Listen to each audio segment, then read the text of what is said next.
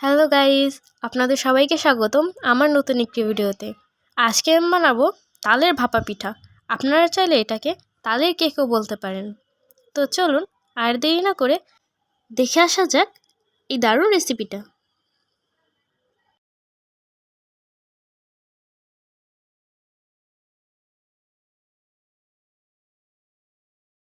তারপর এখানে দিয়ে দিব চিনি 1 কাপ পরিমাণ। আপনারা চাইলে এই চিনির পরিমাণটা বাড়িয়ে অথবা কমিয়েও নিতে পারেন। তারপরে এই সব কিছুকে একসাথে ভালো করে মিক্স করে নিব। মিক্স করা হয়ে গেলে এই পর্যায়ে এখানে দিয়ে দিব 1 কাপ পরিমাণে তালের পিউরি। এই তালের পিউরিটার সাথে ডিম আর চিনির মিশ্রণটা ভালো করে মিক্স করে নিব। এটাকে ততক্ষণ পর্যন্ত মিশাবো যতক্ষণ না চিনিটা গলে যায়।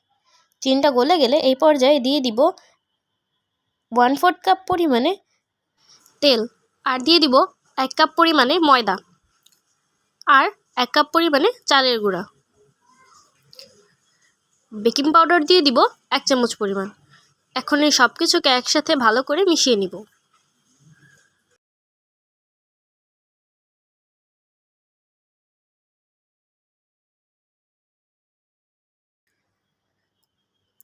আমি সব কিছুকে একসাথে খুব ভালো করে মিশিয়ে নিয়েছি।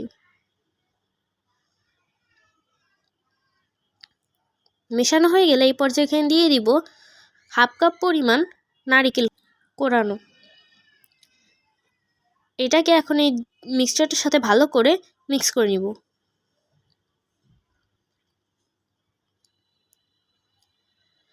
মেশানো হয়ে গেছে, দেখতেই পাচ্ছেন আমি খুব ভালো করে সব কিছুকে একসাথে মিশিয়ে নিয়েছি। এখন এটাকে ঢাকনা দিয়ে ঢেকে রেস্টে রেখে দিব আধা ঘন্টার জন্য।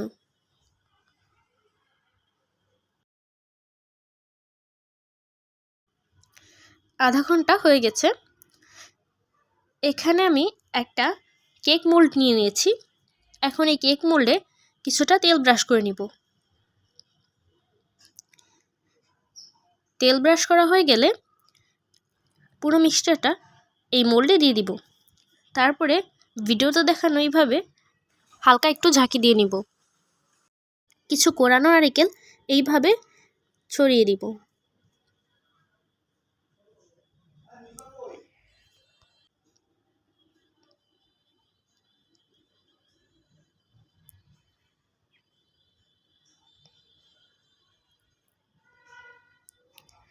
চুলায় একটা হাঁড়ি বসিয়ে তাতে পর্যাপ্ত পরিমাণে পানি দিয়ে দিব। তারপরে মোল্ডটাও এই হাঁড়িতে বসিয়ে দিব। পানি কিন্তু বেশি দেওয়া যাবে না, তাহলে কিন্তু পানিটা পিঠার মধ্যে চলে যাবে। এখন এটাকে ঢেকে ভাপে রেখে দিব 40 মিনিটের জন্য। 40 মিনিট পরে আমি একটা ছুরির সাহায্যে দেখে নিচ্ছি যে কেকটা হয়েছে কিনা। ছুরিটা কিন্তু একদম পরিষ্কার এসেছে, তার মানে এই পিঠাটা হয়ে গেছে। কেকটা ঠান্ডা হয়ে গেলে ভিডিও দেখানো প্রক্রিয়ায় এইভাবে কেকটাকে আমি একটা বাটিতে সার্ভ করে নিব।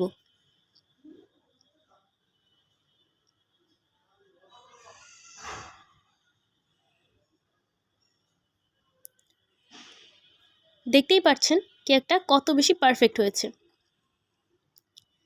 আমার দেখানো প্রক্রিয়ায় আপনারা বাসায় অবশ্যই ট্রাই করবেন। ট্রাই করলে আমাকে জানাবেন কেমন হলো। ভালো লাগলে ভিডিওটি লাইক করে দিবেন আর সাবস্ক্রাইব করে পাশেই থাকবেন। আল্লাহ হাফেজ।